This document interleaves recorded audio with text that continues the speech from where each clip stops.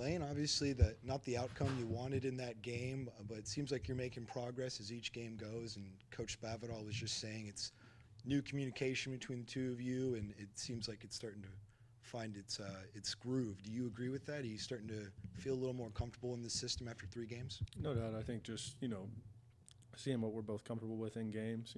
Obviously you go through spring practice, fall camp, and summer and all that, but games are always different. It's always a different speed, a different intensity. So it's, we've always been on the same page, but I think just kind of just honing it in each week, and then understanding your receivers as well, and just different guys in game-like situations, because it's always different when the lights are on. So, but definitely feel like I've gotten better, and want to keep getting better. Nothing will ever be good enough, so just going to keep working. Coach brought up consistency as kind of a need for this team. Do you think that just comes with time, or what's the real key to finding that? I think it comes with work and time, and I think we're on the right track, and guys are getting in the right places, and we're getting closer each week. So I feel good about the direction we're heading in, and get back in the right column this week, and keep rolling. We're going to be talking to Ashton after this, and you guys have really had a connection over the past 3 weeks. What are some of the things from a quarterback's perspective that just kind of make your job easier when he's out there running routes? Yeah, I think just the intensity that he plays with, and the confidence that he plays with, and he's always in the right spot. He's not gonna make mental errors, and I can live with the physical things because that's natural. That's the game. There's always gonna be physical problems, but when you just know a guy's gonna be where he's supposed to be and catch the ball when it's thrown to him, it gives you a lot of confidence, a lot of freedom to kind of look for him. So. Yeah, and obviously just Tuesday, but, looking at the Houston Baptist tape from a quarterback's perspective too, what are some things that their defense does well and are going to be some keys this week? Yeah, they try to create chaos and put pressure on the quarterback, and they'll blitz and play man and challenge you. They can drop back in the zones. They really just do a little bit of everything. They try to confuse you and create problems by just chaos, by keeping you on your toes. So I think if you stay disciplined and stay to your rules and not try to get too crazy with them, you just stay consistent in your rules. That's how you attack those teams when they try to get really exotic and do a lot of different things.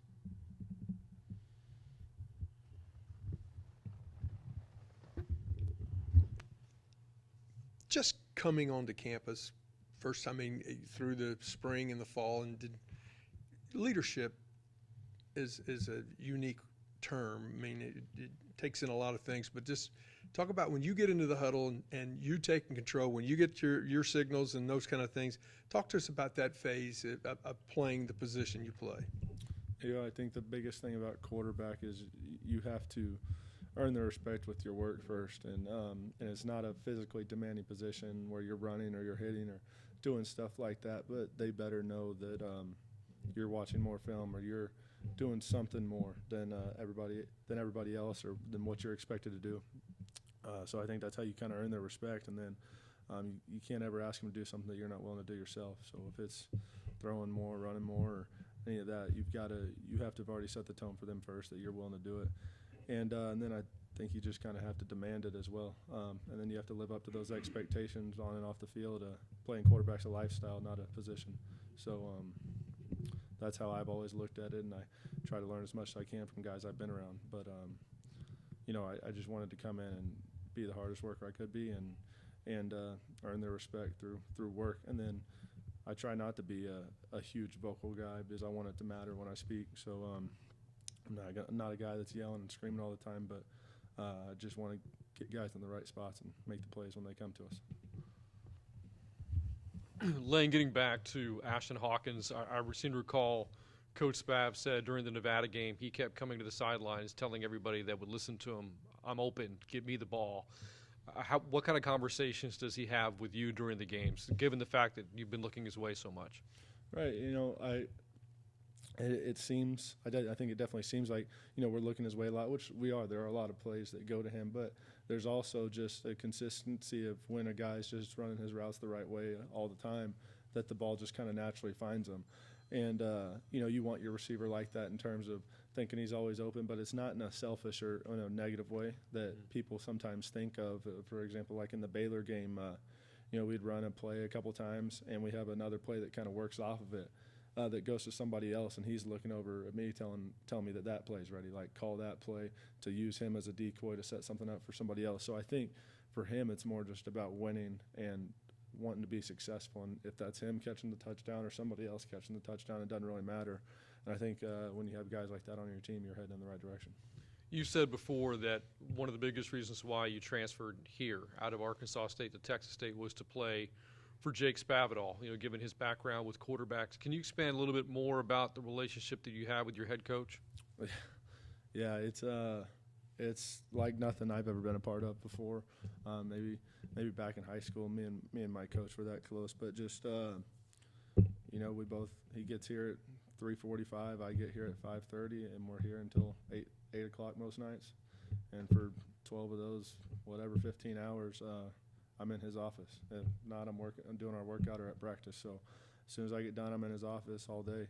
And I think just that common thinking, we start to speak the same. Our language is the same, our thoughts are the same. I'll come in with my idea of plays, and they're almost identical to his.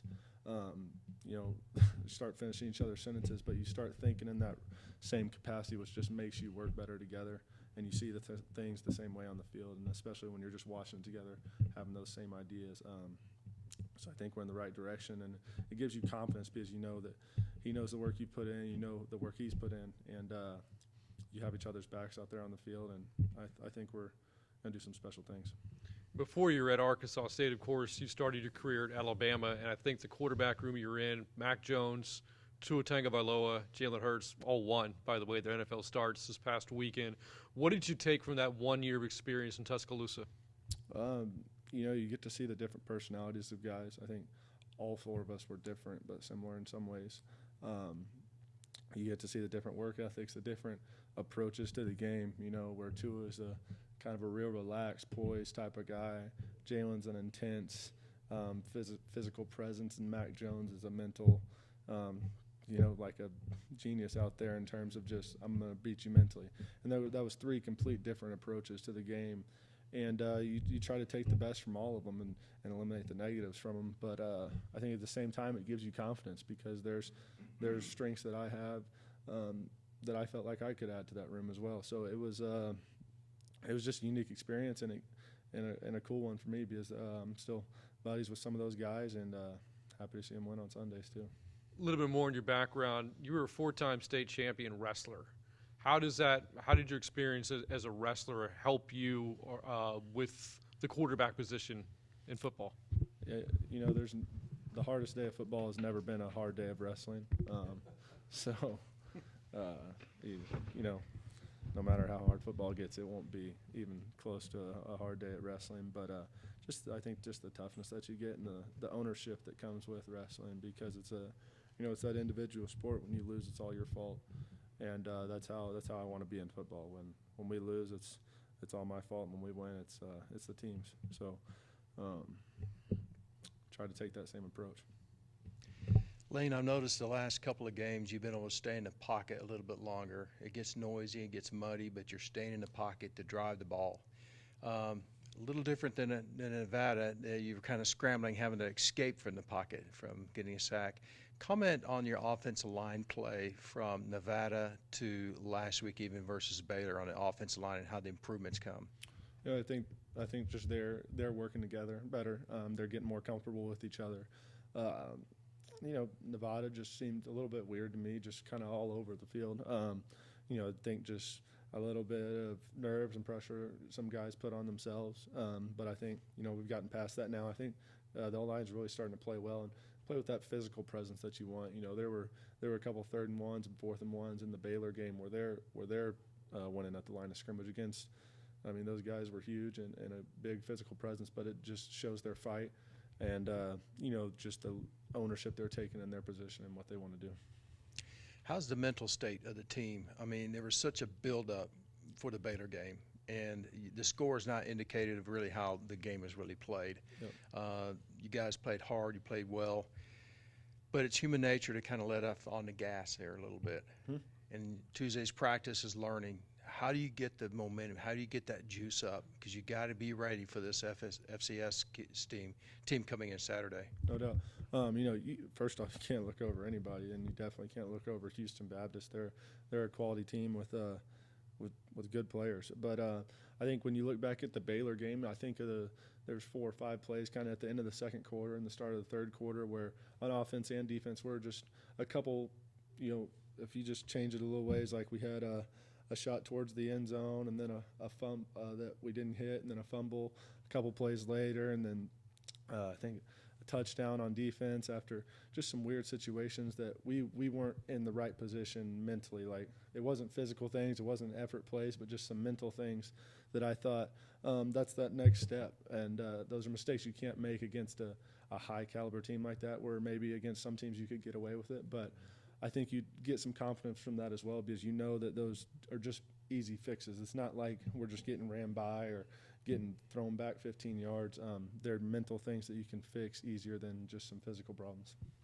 The question was asked to Coach Spavitol earlier about the whole third quarter thing. And as a captain of the team and the quarterback of the team, what is it about the third quarter coming out of the break that just can't put any points on the board, yet the opponents are scoring?